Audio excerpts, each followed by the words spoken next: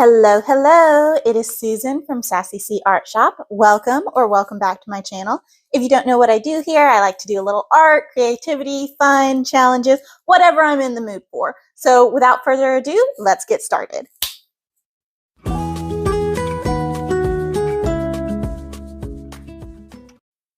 All right, today, guys, so Ohuhu is actually hosting a competition where people are redrawing their old art, and I thought that seemed like a really fun thing to do. Now, I am entering the competition. If you see my thing and you want to vote for it later on, go to the Ohuhu website and vote for me. I don't really expect to win. I just think this is a fun challenge. So the character I'm redrawing today is this one. So her name is Ella Nordstrom. She was an original character I created for a story that I never wrote but obsessed over for many years. Anyway, so she's got kind of curly hair. She's got the peasant garb. She's got like the apron and corset and detailed little things on her dress. So I did this one back in 2013. And I actually have redrawn her before. So that was this one right here. As you can see, I added color and dimension and shape. So I did this one in 2019. So that was 6 years apart from this one. And as you can see, the design is very, very different. But yeah, I thought she would be fun to redraw again because it's been 7 years since I've redrawn her. So I thought it would be fun to see how my art style has changed, how I would interpret her and everything. So let me sketch and I'll get back to y'all. Alrighty, guys. So I've just finished the sketch. So you will see that in 3, 2, 1. Ta-da! Here she is. This is my interpretation of her now. As you can see, it is very different than what I drew. I did give her a little bit more of a figure. I still kept her pretty slim, but I didn't want to make her like super curvy, but I did want her to have some curves because this one, I just feel like she's way too skinny. Like, look at her corset. Like, she could, like, you could snap her like a twig. So I'm like, maybe she's eaten properly in 7 years. Anyway, but yeah, so in this one, she has very curly hair, and this one, she has more wavy, and it kind of comes over her eye. So I kind of combined those, so it has a curly, wavy texture, and then she has a couple that just kind of come down into her eye without covering it. As you can see, my style is greatly influenced by Disney because I like the big expressive eyes. I like the soft face. So yeah, and I've kind of interpreted her outfit a little bit differently. In the other two, the corset comes like, it has like little sleeves and comes up. For this one, I decided to do an underbust corset. I just felt like it suited the character better. She also had this lace top that like came up to her neck on both of them. I decided to give her more the peasant top that comes like off the shoulder. I do like the lace detailing in the sleeves. I think that's really cute. I tried to reinterpret it from that one. So both of these, I didn't like drawing hands, and I still don't, but that's why her hands are behind her back in these other two. But this one, I was like, you know what? She's a little more confident, a little more sassy. She's got the hands on her hips. She's ready to go. I added some details to the apron just because I felt like it needed it. I wrapped her shawl kind of like it's hanging off one shoulder and the other is like behind it instead of tied at the front, which I kind of like the more adventurer pose with that. The skirt, I haven't decided if I'm going to do full embroidery all over the skirt like it has on both of these, or just at the bottom because I added it on the apron. So I don't know if it'll be too much, but we'll see. And then like, look at her little boots. They're so cute. Anyway, so let's get into the line work. All right, here I'm just doing the line work. For this piece, I did it with my Prismacolor colored pencils just because I really like that soft look. Yeah. Nothing too special. I just kind of did it where I thought the colors would be so it would give me a reference. And I like how this turned out. I added a few details, but I plan to add some more with my paint pens and stuff later on, so I didn't go overboard with the details.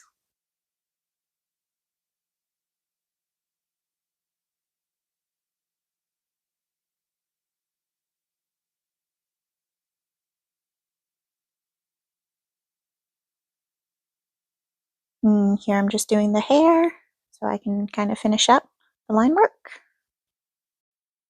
Okay, so I've just finished the line work for this piece. It turned out pretty good, I think. And now I'm going to go on to the coloring. I'm going to use my Ohuhu alcohol markers for that. And we're probably going to layer them up really well and then maybe add some paint pens on top for some detail or some colored pencils for little extra splashes. But let's get into it. All right, so I am getting into the coloring of this piece. Now for the base and a lot of the shading, I use my Ohuhu brush alcohol markers. I think these work really well. I'm not sponsored by them or anything, but I love how they blend. I love the different color range you can get. So this time, sometimes I layer the base color first and then do like shadows and then heavier shadows. But today I actually did a lot of the shadows first and then blended the base color on top of it. I feel like this works really well sometimes, but I like to swap it up. Anyway, so yeah, so I'm doing the skin as you can see, and I'm layering with some sort of like purpley tones in the darkest shadows. I think that looks really nice. I think it gives it a very nice contrast. And her eyes were green in the original, and she had red lips, so I wanted to be sure to include that. She looked a little weird until I added the eyelashes, and then I was like, oh, okay, you're not nightmare fuel anyway anymore. Anyway, so here I'm working on the hair, and again, for pretty much this whole piece, I went in with the shadows first and then layered the lighter colors on top of it. For the hair, I wanted it to be very rich and very layered and defined. She has brown curls, so I actually ended up using like 5 or 6 different shades of brown and going over it in different sections to make it really stand out the way I wanted it to. I love the volume it gives it. I love how much shine it has while remaining with the nice brown color. Sometimes if I layer my lighter colors first, it gives them almost a more blonde color. And then I went in with a white gel pen just to add those really bright highlights. Here I'm coloring her corset. Now you may have noticed that in the some of the other 2 drawings that I did before, she had a corset that goes like over the bust, but I thought an under bust one would look really cute for her design. So this was, I mean, I stick pretty close to the design for the main thing, but I did change certain aspects. Here I'm coloring the shawl, and I really liked the deep dark red color that it had in the colored version from the 2019 version. But I wanted to play with that even more, so I went in with like 3 or 4 different reds, and I really try to build up the volume and the shadows and the highlights. I do use some colored pencils to add some different highlights and shading throughout the piece. And I think this works really well against the marker base because it makes the colored pencils pop without overpowering them. And I used the same red on the little like details on her apron. That wasn't in the previous designs. She was actually just wearing a white apron, but I thought the little red flowers with the green leaves was just super cute. And yeah, when I redesign stuff, I'm like, let's add all the details. Anyway, so for the white apron, I just went in with a couple shades of light gray and then a slightly darker gray, and I built up the shadows and things like that. Here I'm coloring the boots. Not much to say about those. I just used like a very dark gray and then layered black on the darkest parts and then added some white gel pen for the highlights and my black Prismacolor for the laces. And while we're on it, why did I choose this particular piece to redraw? I have many pieces that I thought would be fun to redraw, but this one had a special place in my heart because I've already redrawn it before, as you guys have seen. So I thought it would be fun to see my progress again.